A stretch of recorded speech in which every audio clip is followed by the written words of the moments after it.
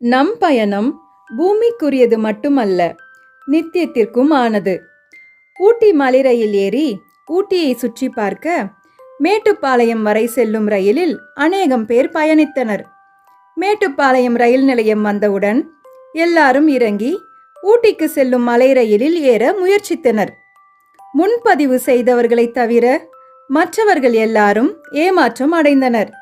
முன்பதிவு செய்தவர்கள் இயற்கை கொஞ்சம் அழகை ரசித்து சந்தோஷமாக ஊட்டி சென்று அடைந்தனர். இதை போலவே மேட்டுப்பாளையம் வரை செல்வது போல் உலக பயணத்தை மேற்கொள்கிறோம். ரயில் பயணம் முடிவடைவது போல நம் உலக பயணமும் ஒரு நாள் முடிவடைகிறது.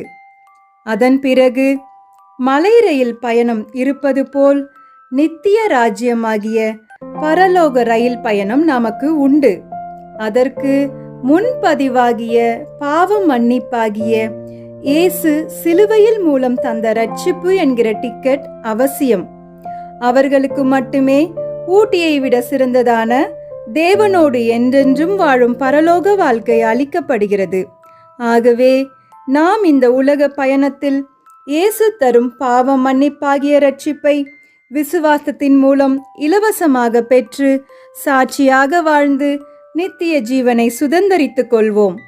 சிந்தனைக்கு, இம்மைக்காக மாத்திரம் நாம் கிறிஸ்துவின் மேல் நம்பிக்கை உள்ளவர்களாக இருந்தால் எல்லா மனுஷரை பார்க்கிலும் பரிதவிக்கப்படத்தக்கவர்களாய் இருப்போம்.